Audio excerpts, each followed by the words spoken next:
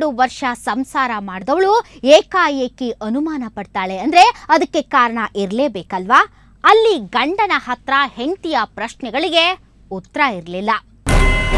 ಅವತ್ತು ಮನೆಯಂಗಳದಲ್ಲಿ ನಿಂತ ಹುಡುಗಿಯನ್ನ ಹಿಡಿದು ನಿಲ್ಲಿಸಿ ಮಾತಾಡಿದ ಲೀಲಾವತಿಗೆ ಮನಸ್ಸು ತಡೆಯಲಿಲ್ಲ.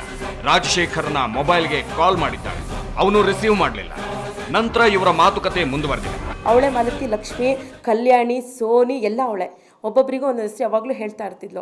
ಸರಿ ಏನ್ಬಿಟ್ಟು ನಾನು ಬಿಡ್ದೆ, ಅವಳು ಯಾರೋ ಮಾಲತಿ ಅಂತ ಇದ್ದಾಳೆ, ಅವಳಿಂದ ಇವತ್ತು ನನ್ನ ಸಂಸಾರ ಹಾಳಾಗೋಯ್ತು ಅಂತ ಬೈತಿದ್ದಂಗೆ ಅವಳಿಗೆ ಆಟೋಮೆಟಿಕಲ್ ಕೋಪ ಬಂದ್ಬಿಟ್ಟು ಅವಳ ಬಗ್ಗೆ ಹಂಗೆಲ್ಲ ಮಾತಾಡಬೇಡಿ, ಅವಳಿಂದ ಇವತ್ತು ನಿನ್ನ ಸಂಸಾರ ಅವಳಿದೆ ಅಂತ. ಯಾಕೆ ನೀವು ಅವಳ ಬಗ್ಗೆ ಮಾತಾಡಿದ್ರೆ ನಿಮಗೆ ಯಾಕೆ ಕೋಪ ಬರ್ತಾ ಇದೆ ಅಂದೆ.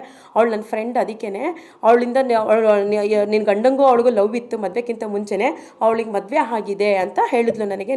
ಇದನ್ನೆಲ್ಲ ಗಂಡನಾದವನೇ ಹೆಂಡತಿ ಹತ್ರ ಹೇಳ್ಬಹುದಲ್ವಾ? ಅವನು ಯಾಕೆ ಹೇಳಲಿಲ್ಲ? ಏನೋ ಇದೆ. ಮನೆಗೆ ಬಂದ ಮೇಲೆ ವಿಚಾರಿಸೋಣ ಅಂದ್ಕೊಂಡ ಲೀಲಾವತಿಗೆ ಮನೆಯಲ್ಲಿ ಸರಿಯಾದ ಉತ್ತರ ಸಿಗಲೇ ಇಲ್ಲ. ಮನೆ ಬಂದಿದ್ಮೇಲೆ ಕೇಳಿದಕ್ಕೆ ಇಲ್ಲ, ನಾನು ಹೇಳ್ರಿ ಯಾರು ಅಂತ ಹೇಳಿದಕ್ಕೆ ಇಲ್ಲ ಅಂತ ಹೇಳಿದ್ರು. ನಂಗೆ ಅವಳಿಗೂ ಸಂಬಂಧ ಇಲ್ಲ, ಅವಳು ಯಾರು ಅಂತ ಗೊತ್ತಿಲ್ಲ, ಬೇಕಾದ್ರೆ ಹುಡಿಕೊಂಡು ಹೋಗಿ ಹಂಗೆ ಅಂದರು. ಮಕ್ಳ ಮೇಲೆ ಆಮೇಲೆ ಜಗಳ ಆಯಿತು. ಅವಳು ಹೋದ್ರೆ ನನಗೂ ಒಂದು ಏಟು ಹೊಡೆದ್ರು, ನಾನು ಒಂದು ಏಟು ಹೊಡೆದೆ. ಯಾಕೆ ಹಿಂಗೆ ಮಾಡ್ತೀನಿ ಹಿಂಗೆ ಜಗಳ ಹಗರಣ ಆಗೋಯ್ತು. ಆಮೇಲೆ ಮಕ್ಕಳಿಗೆಲ್ಲ ಬಿಡಮ್ಮ ಅವಳು ಹೋದ್ರೆ ಇನ್ನೊಂದು ಅಮ್ಮ ಬರ್ತಾರೆ ಅಂತ ಹೇಳಿದ್ರು.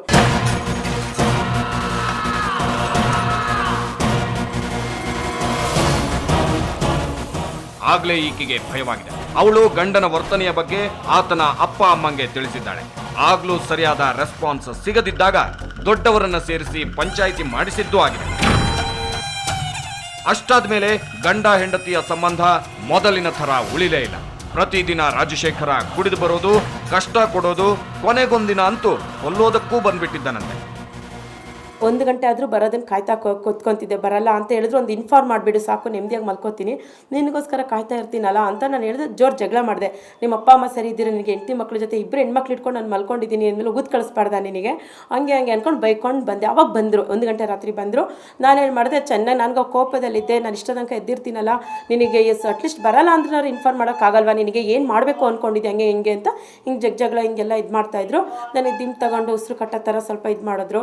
ಆವಾಗ ನಾನು ಬಿಡಿಸ್ಕೊಂಡೆ. ನನಗೆ ಹೇಳಿದ್ರು ಗೊತ್ತಾ, ನಾನು ಇನ್ನು ಮುಂದೆ ಹೋಗ್ತೀನಿ, ಅವಳ ಹತ್ರ ಹೋಗ್ತೀನಿ, ತಿರುಗಾಡಿಸ್ತೀನಿ, ಎಲ್ಲ ಮಾಡ್ತೀನಿ, ಜಸ್ಟ್ ಫ್ರೆಂಡ್ಶಿಪ್ ಅಂತ ಪ್ರೂಫ್ ಮಾಡ್ತೀನಿ. ಅವಳಿಗೂ ನಂಗೆ ಮದುವೆ ಆಗಿಲ್ಲ, ಮಗು ಇಲ್ಲ, ಏನಿಲ್ಲ, ಜಸ್ಟ್ ಫ್ರೆಂಡ್ಶಿಪ್ಪಲ್ಲಿ ಪ್ರೂಫ್ ಮಾಡ್ತೀನಿ. ನಾನು ಹೇಳಿದೆ, ನೀನು ಫ್ರೆಂಡ್ಶಿಪ್ ಆಗಾರ ಪ್ರೂಫ್ ಮಾಡ್ಕೊ, ಏನಾರು ಮಾಡ್ಕೊ, ನನಗೆ ಸುಮ್ಮನೆ ತಲೆನೋ ಬರೆಸ್ಬೇಡ, ಸಾಕಾಗ್ಬಿಟ್ಟಿದೆ, ನಮ್ಮ ಹತ್ರ ನೀವು ಕರೆಕ್ಟಾಗಿರ್ಬೇಕಷ್ಟೇ, ಸುಮ್ಮನೆ ಅವಳ ವಿಷಯ ನನಗೆ ಎತ್ತಬೇಡ ಅಂತ ಹೇಳ್ತಾ ಇದ್ದೆ. ಅಲ್ಲಿ ಸ್ಟೇಷನಲ್ಲಿ ಹಿಡಿದು ಇನ್ಮೇಲೆ ಹೋಗಲ್ಲ ಅಂತ. ಸ್ಟೇಷನಿಂದ ಬಂದಮೇಲೆ ಅವಳು ಮನೆಗೆ ಹೋಗಿದ್ದಾರೆ ಅವರು. ನಾವು ಅದಕ್ಕೆ ಸರಿ ಆಮೇಲೆ ಮನೆಯೆಲ್ಲ ಕಂಡಿಡ್ದಿದ್ದೀನಿ. ನಾನು ಇದುವರೆಗೂ ಅವಳು ಇದಕ್ಕೆ ಹೋಗಿಲ್ಲ. ಅವಳ ಹತ್ರ ನಾನು ಎಷ್ಟೋ ಸಲ ಕಾಲ್ ಮಾಡಿ ಮೆಸೇಜಸ್ ಮಾಡಿ ಸುಮ್ಮನೆ ಎದುರಿಸಿದ್ದೆ. ನೀನು ಇದೇ ಥರ ಮಾಡಿದ್ರೆ ನೋಡು ಚೆನ್ನಾಗಿ ಕಾಣಿಸಲ್ಲ, ಅದು ಹಂಗೆ ಅಂತ ಎದುರಿಸಿದ್ದೆ. ಆಮೇಲೆ ಫೋನ್ ಮಾಡಿಬಿಟ್ಟು ಹೇಳಿದೆ, ನನ್ನ ತಾಳಿ ನನ್ನ ಮಾಂಗಲ್ಯ ಭಿಕ್ಷೆ ಬೇಡ್ತಾ ಇದ್ದೀನಿ, ಬಿಟ್ಬಿಡು ಅಂತ ಹೇಳಿದ್ರು ಅವಳು ಇದು ಮಾಡ್ತಾ ಇದ್ದಾಳೆ. ಇವಳು ಇದು ಫ್ರೆಂಡ್ಶಿಪ್ ಅಲ್ವೇ ಅಲ್ಲ, ಇಬ್ರು ಸೇರಿ ಆಟ ಆಡ್ತಾ ಇದ್ದಾರೆ ಅಂತ ನಿರ್ಧರಿಸೋದಕ್ಕೂ ಮತ್ತೊಂದು ಬಲವಾದ ಕಾರಣ ಇತ್ತು. ಅದು ಆ ಹುಡುಗಿ ಬರೆದ ಲವ್ ಲೆಟರ್ಸ್. ನಂತರ ಒಂದಿಷ್ಟು ಫೋಟೋಗಳು ಕಥೆ ಹೇಳ್ತಾ ಇದ್ವಂತೆ. ಆದ್ರೆ ಅದನ್ನಿಕೆ ನಮಗೆ ತೋರಿಸಲಿಲ್ಲ. ಲೆಟರ್ಸ್ ಎಲ್ಲ ಇತ್ತು, ಐ ಲವ್ ಯು ರಾಜ್ ಅಂತ ಇತ್ತು. ಐ ಲವ್ ಯು ರಾಜ್, ನಿನ್ನ ಬಿಟ್ಟು ಬದುಕೋಕ್ಕಾಗಲ್ಲ ಅಂತ ಲೆಟರ್ಸ್ ಎಲ್ಲ ಸಿಕ್ಕಿತ್ತು. ನನ್ನ ಗಂಡಂಗೆ ಕೇಳಿದ ತಕ್ಷಣ, ಅದು ಅವತ್ತು ಆಫೀಸ್ ಟ್ರಿಪ್ ಹೋಗಿದ್ರು, ಅದ್ರ ಉಂಗ್ರನೂ ಕಳ್ಕೊಂಡು ಬಂದರು. ನಾನು ಕೇಳಿದ ತಕ್ಷಣ ಏನಿದು ಅಂತ ಹೇಳಿದ್ರೆ ಅವ್ರು ಹೇಳ್ತಾರೆ, ಇಲ್ಲ ಇದು ನಾನು ಬರೆದಿಟ್ಟಿಲ್ಲ, ನೀನೇ ಬರೆದಿಟ್ಟಿರ್ಬೋದು, ನಂಗೆ ತಲೆ ಕೆಡ್ಸೋಕ್ಕೆ ಅಂದರು. ಅಯ್ಯೋ ಅವ್ರು ಕುಡುಕ್ರ ಹತ್ರ ಏನು ಮಾತಾಡ್ತಾರೆ ಅಂತ ನಾನು ಸುಮ್ಮನಾಗ್ಬಿಟ್ಟೆ. ಆಮೇಲೆ ಅವಳಿಗೆ ನಾನು ಮೆಸೇಜಸ್ ಎಲ್ಲ ಮಾಡಿ ಮೆಸೇಜ್ ಹಿಂಗೆ ಮಾಡಿದೆ, ಇನ್ನು ಅರ್ಧ ಗಂಟೆಯಲ್ಲಿ ನನ್ನ ಮನೆಗೆ ಬಂದಿಲ್ಲ ಅಂದರೆ ನಿನ್ನ ಮನೆ ಬಂದು ನಿನಗೆ ಮರ್ಯಾದೆ ತೆಗೆದುಬಿಡ್ತೀನಿ, ನೀನು ಯಾರು ಏನು, ನನ್ನ ಗಂಡಿಗೂ ನಿಂಗೂ ಏನಿದೆ ಅದನ್ನು ಅರ್ಧ ಗಂಟೆಲಿ ವಿಷಯ ತಿಳಿಸಿಲ್ಲ ಅಂದರೆ ನೀನು ಅರ್ಧ ಗಂಟೆ ಬಂದು ಅಕ್ಕಪಕ್ಕದ ಮನೆ ನಿನ್ನ ಮರ್ಯಾದೆ ತೆಗೆದುಬಿಡ್ತೀನಿ, ಹೊಗೆ ಹಾಕಿಸ್ಕೊಳ್ಳೋದಂತ ಗ್ಯಾರಂಟಿಂಗೆ ಮಾಡಿದೆ ಮೇಡಮ್. ಮೆಸೇಜ್ ಮಾಡಿಬಿಟ್ಟೆ.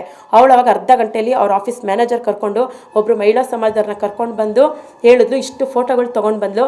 ಫೋಟೋಗಳು ತೊಗೊಬಂದು ತೋರಿಸಿದ್ದಾರೆ.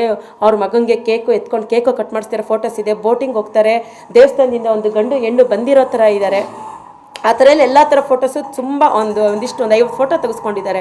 ನಿನ್ನ ಗಂಡೊಂದು ಇದಿದೆ, ಮದುವೆಗಿಂತ ಮುಂಚೆನೇ ಹೆಂಗಿದೆ, ನಿನ್ನ ಮದುವೆ ದಿನನೇ ನನ್ನ ಮಗ ಹುಟ್ಟಿದ್ದು ಅಂತ ಹೇಳಿದ್ದಾಳೆ. ಅವರು ಅದೇನೇ ಹೇಳಿದ್ರು ಈಕೆ ನಂಬೋದಕ್ಕೆ ರೆಡಿ ಇಲ್ಲ. ಎನಿಹೌ ಅವನು ಭಾಗ್ಯಲಕ್ಷ್ಮಿಯ ಮನೆಗೆ ಹೋಗೋದು ಬಿಟ್ರೆ ಎಲ್ಲ ಸರಿ ಹೋಗುತ್ತೆ ಅಂತ ಲೀಲಾವತಿ ಹೇಳ್ತಾಳೆ. ಆದ್ರೆ ಅದು ಅವನಿಂದ ಆಗಲ್ಲ. ಅವಳ ಜೊತೆ ಇರೋಂಗಿದ್ರೆ ನನಗೆ ಗಂಡ ಬೇಡ, ನನ್ನ ಜೊತೆ ಅವಳು ಸವಾಸ ಬಿಟ್ಬಿಟ್ಟು ನನ್ನ ಜೊತೆ ಇರ್ತೀನಿ, ಹೆಂಗಿದ್ರೆ ಇರ್ತೀನಿ ಅಂತ ನಾನು ಹೇಳಿದೆ. ಆಯಿತು ಅಂತ ನಮ್ಮ ಯಜಮಾನ್ ಒಪ್ಕೊಂಡ್ರು. ಇನ್ಮೇಲೆ ನಾನು ಅವಳ ಹತ್ರ ಹೋಗೋದಿಲ್ಲ, ನಾನು ಹೆಂಡತಿ ಮಕ್ಳ ಜೊತೆ ಇರ್ತೀನಿ ಅಂತ ಒಪ್ಕೊಂಡ್ರು. ಈ ಮನೆ ಬಂದಮೇಲೆ ಬರೀ ಕುಟ್ಕೊಂಡು ಬಂದು ಯಾವಾಗಲೂ ಜಗಳ ಮಾಡ್ತಾನೆ ಇರ್ತಿರೋ, ಜೋರಾಗಿ ಕಿರ್ಚಾರು. ನಾನು ಆದರೂ ಏನ್ರಿ ಆಗಿದೆ, ಆಮೇಲೆ ಕೊನೆಗೆ ಯಾಕೆ ಹಿಂಗೆ ಕುಡಿತಾ ಇದ್ದೀರಾ, ಆಗಿದ್ದಾಗೋಯ್ತು, ಇವಾಗ ನೀವು ಮಾಡಿದ ತಪ್ಪಿಗೆ ತಾನೇ ನಾನು ಇವಾಗ ಸ್ಟೇಷನ್ ಮೆಟ್ಲತ್ತಿದ್ದು, ನನಗೂ ನೀನು 2 ವರ್ಷ ಆಯಿತು, ಇವತ್ತವರೆಗೂ ನಮಗೆ ಒಂದು ಲೋಟ 3 ತಿಂಗಳಿಂದ ನಮ್ಮ ಮನೆ ನಾನು ಮಾಡಿಟ್ಟಿದ್ದು ಅಡುಗೆನೂ ತಿನ್ನೋದಿಲ್ಲ. ನಾನು ಹಂಗೂ ಊಟ ಮಾಡ್ಸಕ್ಕೆ ಹೋದೆ, ವರಮಹಾಲಕ್ಷ್ಮಿ ಹಬ್ಬದ ದಿನ ನಾನು ಅಡುಗೆ ಮಾಡಿ ಊಟ ಮಾಡ್ಸಕ್ಕೆ ಹೋದ್ರೂ ತಿನ್ನಲಿಲ್ಲ. ಬದುಕಬೇಕು ಅಂತ ತುಂಬ ಆಸೆ ಇದೆ ಅಂದರು. ನನಗೂ ಕೋಪ ಸರಿ ಬಿಡಿ, ಹಾಗಾರೆ ನಾನೇನು ವಿಷ ಕೊಟ್ಬಿಡ್ತೀನಿ ನಿಮಗೆ, ಹಿಂಗೆ ಮಾತಾಡ್ತಾ ಇದ್ದೀರಲ್ಲ ನೀವು ಅಂತ ಹಿಂಗೆ ಹೇಳ್ಬಿಟ್ಟು ನಾನು ಸುಮ್ಮನೆ ಆಗಿಬಿಟ್ಟಿದ್ದೆ. ಇವಳೇನೋ ಸುಮ್ಮನಾದೆ ಅಂತಾಳೆ. ಈಕೆ ಖಂಡಿತವಾಗಿಯೂ ಜಗಳ ಮಾಡೇ ಮಾಡಿರ್ತಾಳೆ. ಯಾವ ಹೆಂಡತಿ ತಾನೇ ತನ್ನ ಗಂಡನಿಗೆ ಬೇರೊಬ್ಬ ಹುಡುಗಿಯ ಜೊತೆ ಸಂಬಂಧ ಇದೆ ಅಂತ ಅನ್ನಿಸಿದ್ಮೇಲೆ ಸುಮ್ಮನಿರ್ತಾಳೆ? ಇನ್ನು ಅವರದು ಸ್ನೇಹನೇ ಆಗಿದ್ರು ಅದು ಗಂಡ ಹೆಂಡತಿಯ ಸಂಬಂಧಕ್ಕೆ ಡಿಸ್ಟರ್ಬ್ ಮಾಡೋ ಥರ ಇದ್ರೆ ಹೇಗೆ?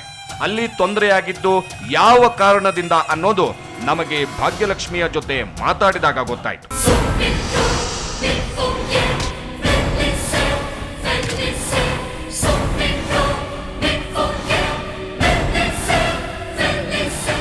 ಭಾಗ್ಯಲಕ್ಷ್ಮಿ ಹೇಳಿದ್ದೇನೋ, ಆಕೆ ರಾಜಶೇಖರ್ನ ಜೊತೆ ಯಾವ ರೀತಿ ಇದ್ಲೋ, ಅವರಿಬ್ಬರ ಬಗ್ಗೆ ಲೀಲಾವತಿಗೆ ಅನುಮಾನ ಬಂದಿದ್ದೇಕೆ ಅನ್ನೋದನ್ನ ಒಂದು ಬ್ರೇಕ್ನ ನಂತರ ಹೇಳ್ತೀನಿ.